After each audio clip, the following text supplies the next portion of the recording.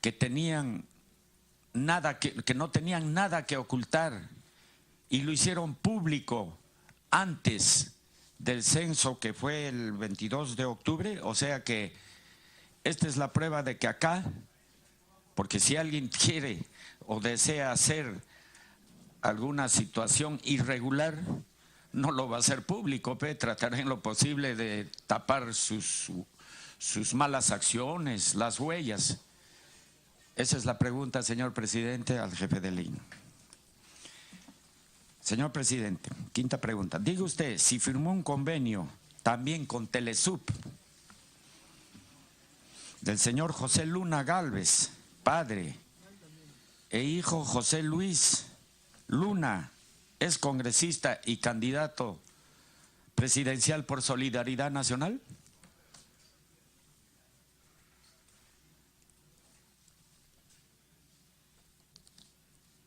Diga usted, a través de la presidencia, si firmó un convenio con la Universidad Peruana, ¿no?, con Mejía Vaca, del señor David Cornejo Chinguel, actual alcalde de Chiclayo y precandidato a la región Lambayeque.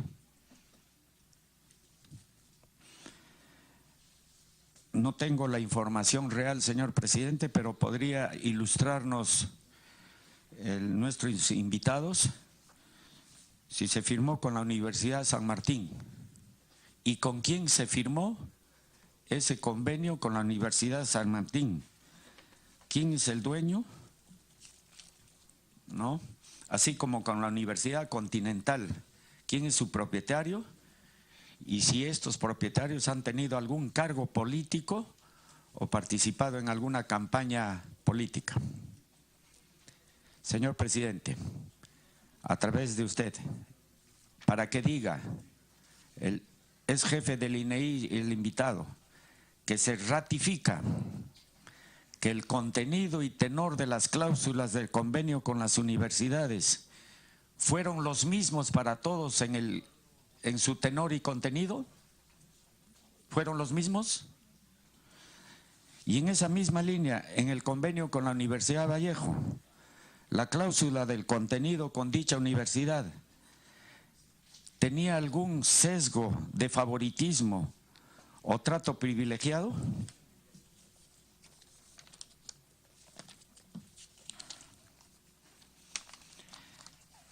Tres preguntas más, señor presidente, y termino. La información con los resultados de los censos nacionales 2017. Y bueno, si fueron un desastre no le va a servir nada a nadie, ¿no? Vamos a suponer que son válidos los perfiles sociales, demográficos y económicos que serían otorgados a las universidades, incluidas a la Universidad César Vallejo. Serán de conocimiento público general, pues que se trata de información pública, si no, ¿de qué vale hacer un censo si lo voy a guardar en el último cajón bajo 7 llaves y no le voy a dar un empleo? Todas las instituciones tendrán que en algún momento hacer empleo, no puede ser una información privilegiada. Lo hago, señor presidente, con el ánimo de que a todos midamos con el mismo patrón. Si no, esto se convierte en otra situación que va a desvirtuar nuestra participación fiscalizadora. Señor presidente, dos últimas preguntas. La base de datos con los resultados definitivos de los censos nacionales 2017, buenos o malos, que se comprometió a entregar el INEI a todas las universidades, incluida la Universidad César Vallejo, también se debía entregar a todos los con los que se firmaron convenios, como usted manifiesta, hasta 1.896 gobiernos regionales y locales. 108 entre convenios con universidades, institutos superiores, 20 convenios con organizaciones de las comunidades campesinas, nativas, etcétera. Por último, señor presidente, la base de datos con los resultados definitivos de los censos nacionales, bueno, es redundancia ya, que se compromete a entregar el INEI a las universidades, incluida la USB, también son de conocimiento público para todos en algún momento. Yo tengo otras preguntas, pero voy a dar la oportunidad al resto. En estos momentos he concluido, señor presidente. Gracias a usted. Muchas gracias, congresista Edwin Donaire, realmente. Congresista Marisol Espinosa, tiene la palabra. Muchas gracias, presidente. Presidente, primero creo que hay que ubicar en el espacio la preocupación que tienen algunos señores congresistas frente al tema del censo nacional. Yo voy a empezar haciendo una comparación, señor presidente, entre el censo del 2007 y el censo del 2011. El censo del 2007, señor presidente, así lució Lima, según nos informa el diario El Comercio, vacía. Había orden de inamovilidad, o sea, no es diferente al censo que se ha realizado este año. Las viviendas tenían stickers efectivamente, y ustedes pueden apreciar en cualquier página web si bajan, y es de información pública, el sticker, por ejemplo, aquí del Banco Continental, una empresa privada. Y además, también me gustaría señalar, se celebraron convenios en el 2007, en el censo del 2007. Efectivamente, se celebraron convenios con los gobiernos regionales, con las municipalidades, con las empresas, con los institutos, con las universidades privadas y con las universidades públicas. ¿Qué decían esos convenios básicamente? Los convenios básicamente son la repetición textual, señor presidente, de los convenios que se han firmado actualmente. Tan textual, señor presidente, son, que le voy a alcanzar también la información, que en la cláusula cuarta de los compromisos, estoy hablando del convenio de la UNI, por ejemplo, en el 2007, y es muy preciso y señala realizar la capacitación a docentes y estudiantes. Y en la cláusula cuarta, inciso A, dice entregar a la universidad la base de datos con los resultados definitivos de los censos nacionales del 2007. Señor presidente, 10 años después se realiza el censo con los mismos parámetros, con las mismas normas, con los mismos convenios. ¿Por qué lanzan el grito al cielo? ¿Por qué no se preocuparon si eran tan diligentes en el 2007, señor presidente, en lanzar el grito al cielo de que se estaban desvirtuando las bases de datos personales? De ninguna manera, porque también en este censo, señor presidente, se señala a la letra sobre los convenios. Los convenios suscritos se encuentran elaborados en base a un modelo de contrato tipo, pero además señala, señor presidente, la información proporcionada por el INEI en el marco del presente convenio se sujeta a lo dispuesto en el artículo 97 del Decreto Supremo 043/2001. Desde el 2001 es el marco legal. PCM, Reglamento de la Ley de Organizaciones y Funciones en el INEI, que prevé el carácter secreto que tiene la información proporcionada por las fuentes y no podrá ser revelada en forma individualizada, solo podrá ser divulgada o publicada en forma innominada. La información innominada, que es lo que ha señalado también el día de hoy el funcionario del INEI. Innominada. La información suministrada tampoco podrá ser utilizada para fines tributarios o policiales. Creo, señor presidente, que cuando se trata de hacer fiscalización, hay que hacer fiscalización clara, fiscalización coherente, pero sobre todo con la verdad en la mano, señor presidente. No se puede intentar manipular la información para decir: hoy, miren, hoy lo que se está haciendo es beneficiar a un partido político. Como secretaria general, señor presidente, de un partido político, creo que hay que ser responsable. No importa el gesto, importa la verdad. La población necesita estar enterada, no necesita que le cuenten las verdades a medias.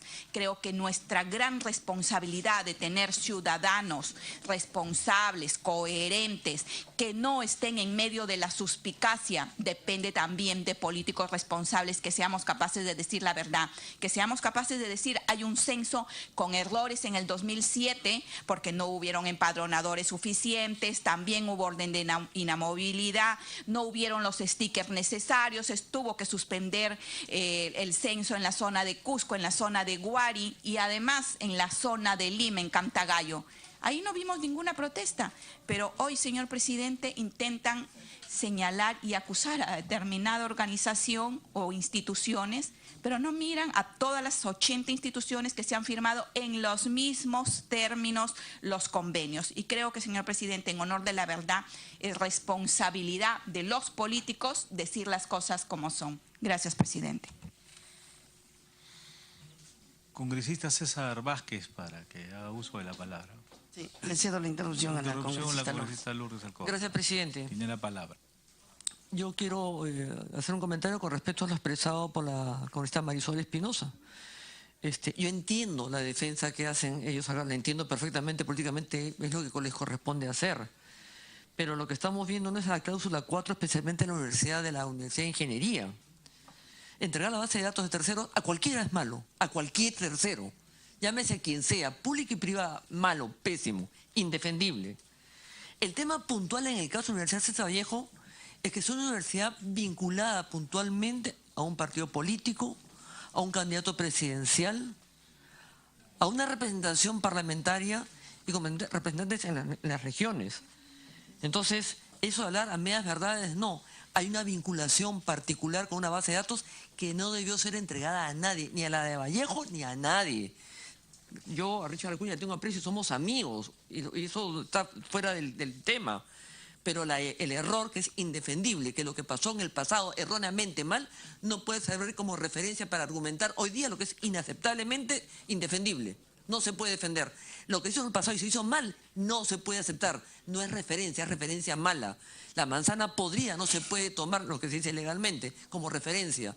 Este censo ha sido mal llevado. No hay medias verdades. Ha sido pésimamente malo, de principio a fin, no tiene validez. Han quedado desacreditados gracias a ustedes, con toda la inversión de plata, con toda la gente que se ha quedado en su casa y con las denuncias de la prensa y de la ciudadanía.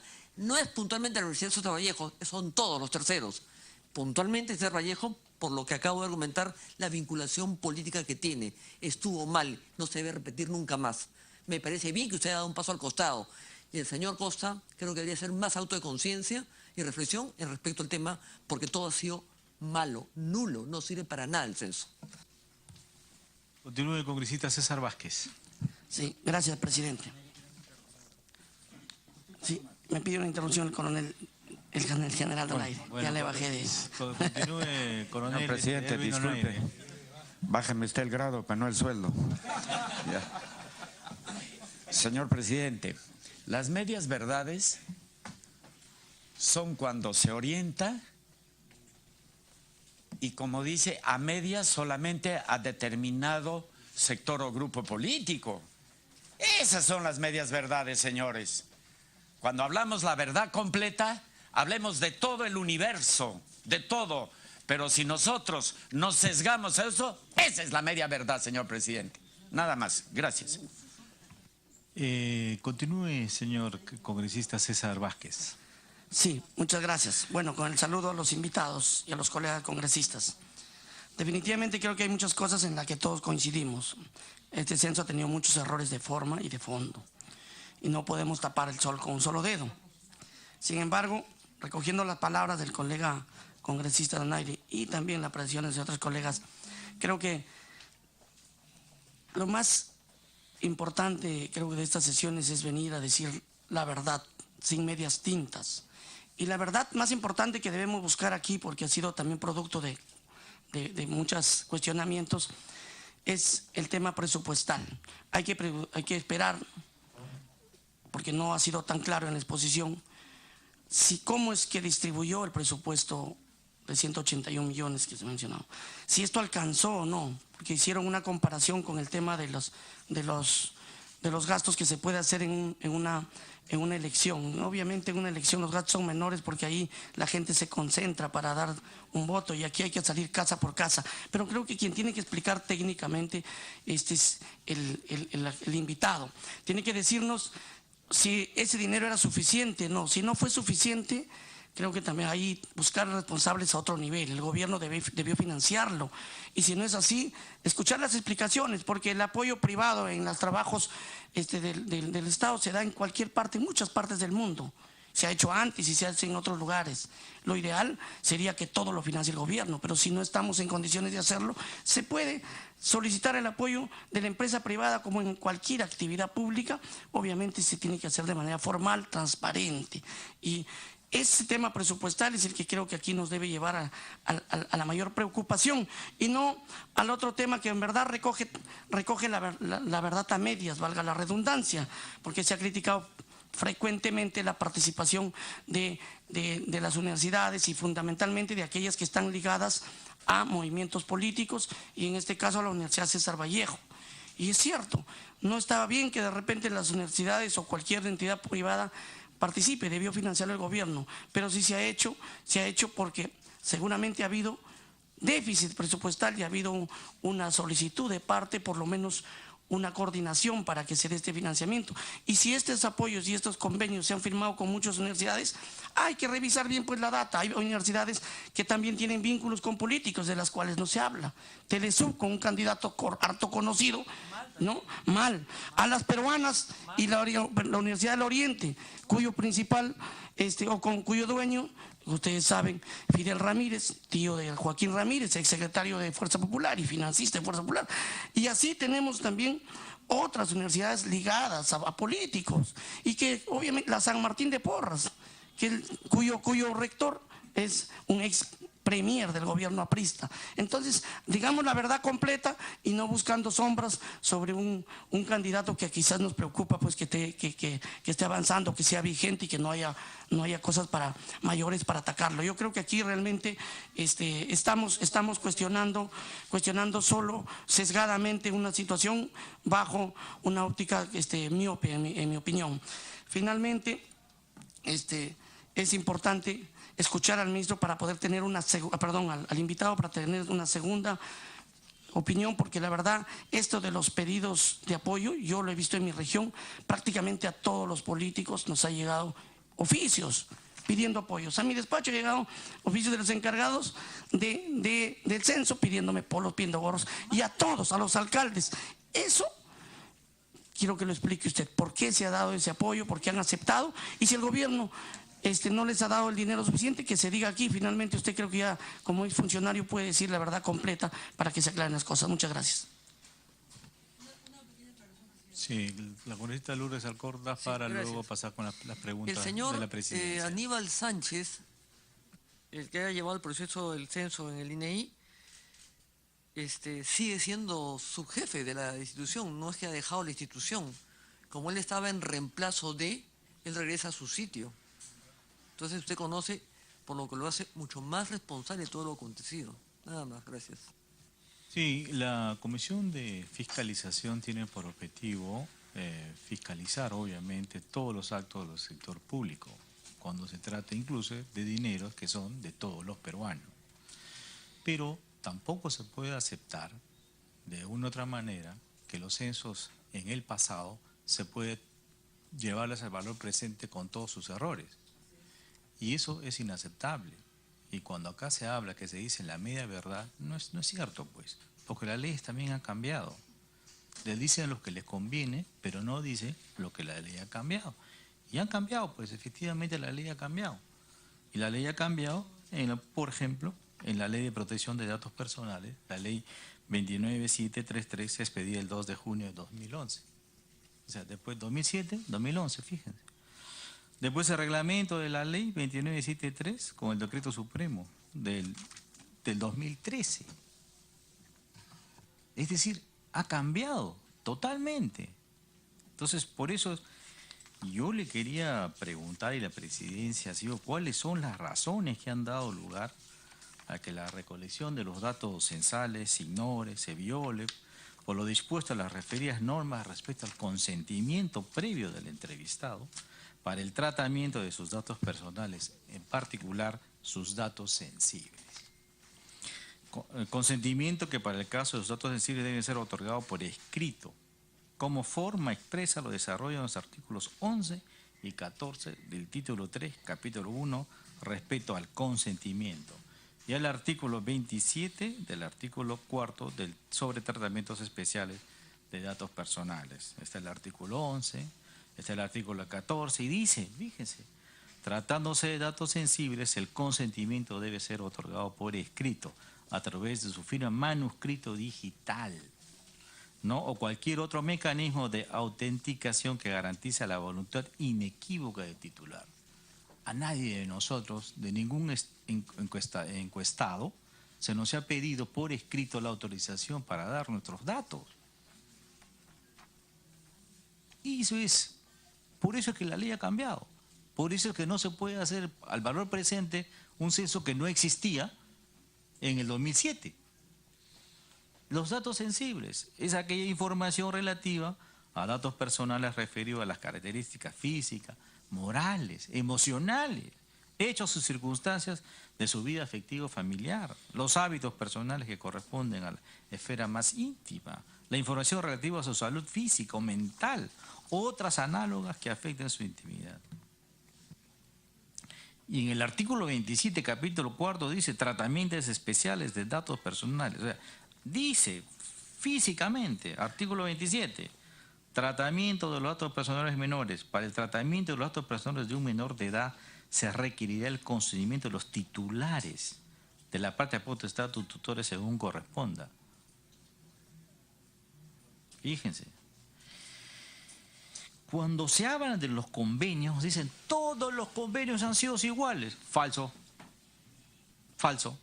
No han sido todos iguales. Y lo voy a mostrar ahorita en este momento. La Universidad Nacional Daniel Alcides Carrión Pasco, a ellos no se le ha dado la base de datos, dice, no se le va a dar la base de datos, solo los resultados. Firmaron el 20 de marzo del 2017. Pero a San Marcos sí se le da la base de datos y que firma el 16/3/17. ¿Por qué estas diferencias? A unas sí y a otras no. Entonces, yo quiero preguntarle aquí, ¿no es posible? La base de datos, tal como lo dice, es oro en polvo. Por eso es que las empresas que quieren, dice, entre comillas, auspiciar, evidentemente quieren esa información porque es oro, porque van a saber quién tiene déficit de televisores, ¿no? De licuadoras, de hornos microondas, ¿no? Si tienes casa propia, no casa propia, ¿verdad? Si tiene muchas otras cosas más. Esto para las empresas es oro en polvo y gratuita. Gratuita. ¿Por qué? Porque le vas a entregar la base de datos. Entonces, todas las empresas que se precian ser serias piden y les cuesta, cuando hacen sus encuestas, van a empresas especializadas para obtener los datos y de ir a inferir. Pero con la plata de todos los peruanos, con el dinero de todos los contribuyentes, ¿van a dar nuestra base de datos?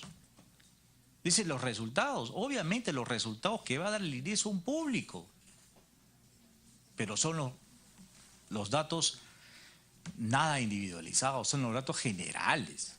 ¿Cuánta población son? ¿Cuántos déficits de vivienda existen? ¿No? ¿Cuántos tipos de alquileres existen? ¿Cuántos viven en el campo, en la ciudad? ¿Para qué se hace esto? Para inferir política pública. Para eso se hace un censo. Para que el gobierno tenga las herramientas necesarias para saber dónde están los déficits que tiene la población. Yo le quería preguntar también si ustedes hicieron convenios con empresas privadas o existió con convenios, como sabemos, las declaraciones por el señor Sánchez, que apoyaron Bacus, Now, Procter & Gamble, Mall del Sur, LG, Vitel, Banco de la Nación, Federación Peruana de Fútbol, Instituto Peruano de Deporte, Gloria, SAU, Sedapal, Luz del Sur, Serpos, Mi Banco, etc., etc. ¿También existe convenio con ellos? ¿O ha sido un sponsor? ¿O esto es una pichanguita? De repente nosotros no sabemos qué le van a dar a ellos. Es importante. Y otra de las... En muchas encuestas que se hizo en todas partes del mundo, porque obviamente este es importante, ¿no? Se pregunta obviamente qué dependencia de la administración pública, qué elementos técnicos ofrecieron al INE para eliminar la cédula censal, la cuantificación y distribución de los segmentos poblacionales. Por ejemplo, los desocupados en que esta semana anterior al día del censo estuvieron buscando trabajo por primera vez. Las categorías de la población económicamente, es decir, de las personas integrantes del hogar que en la semana de referencia no estaban trabajando y tampoco buscaban trabajo, amas de casa, pensionistas, jubilados, rentistas, discapacitados, estudiantes enfermos. Temas que tanto a nivel nacional como internacional son requeridos para el diseño de políticas públicas, con desagregación a nivel de divisiones políticas intermedias ante la imposibilidad de las investigaciones muestrales para dar dicha información a niveles de divisiones menores. Temas que en el país fueron de prioridad en los censos del 61, del 62, del 72, del 81, del 93 y del 2007, que aquí no estaba. De repente ha cambiado totalmente diferente, ¿no? Ya. Y ya no voy a repetir las preguntas que han hecho pero sí me llamó la atención es ¿por qué ustedes no reaccionaron cuando los jefes de zona, luego de hacer la verificación del material cartográfico, han visto tales deficiencias que no coincidía? Y le voy a poner el caso de Surco. En la calle de la avenida del Colón Los Incas, antes había pues casas, muy pocas casas, se abrieron muchos edificios. Ninguno de esos edificios fue censado. Y en el edificio donde yo vivo hay más de 48 departamentos. Y ninguno fue censado. Al día siguiente, a 3 días de haber censado, como usted dijo, obviamente siguen el censo, pero nadie les quiere atender. ¿Y por qué nadie les quiere? Porque ya pasó el censo. En todo caso, ahí dice, el pueblo cumplió, el INEI falló. Obviamente hay diferencias, que ha habido errores, obviamente usted ya le dijeron que hay errores. Pero nosotros queríamos, y realmente, y esta es la última pregunta que voy a hacer, es, ¿se tienen que respetar las reglas, las leyes? Por supuesto. ¿Ustedes van a integrar la base de datos en su totalidad? ¿O solamente le van a entregar los resultados para que no puedan manipular la base de datos? Porque la manipulación de la base de datos, ahí está el oro, pues. Ahí está que todo el mundo quiere con la plata de todos los peruanos. Y antes, ¿a ustedes les sobró dinero en el año 2016? No ejecutaron todo su presupuesto del 2016. Y al no ejecutar ha quedado un saldo, y ese saldo ha ido a pasar parte del componente del censo y representa aproximadamente 239 millones de soles aproximadamente. ¿Por qué fueron reiterativos en decir que el costo del censo solo fue de 173 millones y no de 239 millones de soles? Estas preguntas de la presidencia y de los demás preguntas que hicieron los señores congresistas, por favor quisiéramos que lo conteste de manera puntual. Tiene la palabra el señor Francisco Costa o el señor Aníbal Sánchez, dependiendo de las preguntas que le fueron hechas por los señores congresistas. La interrupción de la congresista Lourdes Alcorta. Gracias, presidente. Quisiera saber que el señor Costa qué cargo tenía en el INEI cuando se llevó a cabo el censo. Es importante saber, porque a la población, la premier Mercedes Arauz ha dicho que se le acepta la renuncia al señor Sánchez lo que no es verdad, porque el señor Sánchez sigue en el INEI y el señor Costa asume el cargo. Estaba antes, por debajo, por encima del señor Sánchez, porque lo que nos han hecho acá es una gran mentira que empeora todavía más la situación, que le permitía que se nos... Lo hace por Twitter, que encima fue criticada, que se le acepta la renuncia al señor Aníbal Sánchez. ¿Cuál renuncia? ¿Sigue en el INEI? Lo hago por el caso análogo con el tema del Contralor, que se renuncia y regresa porque es de planta. O sea, ahora por ser de planta ahí queda el tema. Usted no sé si se dan cuenta, presidente, lo que ha implicado todo este desastre. El gasto económico, los millones con lo que cada provinciano acá dicen que han podido hacer en su región. Con toda usted como la cantidad de convenios que no tiene más convenios firmados que gente censada. Y lo que quiero saber es, señor Costa, qué responsabilidades tiene también al respecto, porque estamos arando en el mar. Correcto. Tiene la palabra el señor Costa. Gracias, señor presidente. En principio, hay un tema que realmente nos preocupa y lo han mencionado varios señores congresistas, que es respecto al execrable hecho de que fue víctima una dama. Hay cosas que creo que debemos compartir. Se ha dicho que existía un jefe de sección, un supervisor encargado de 6 empadronadores.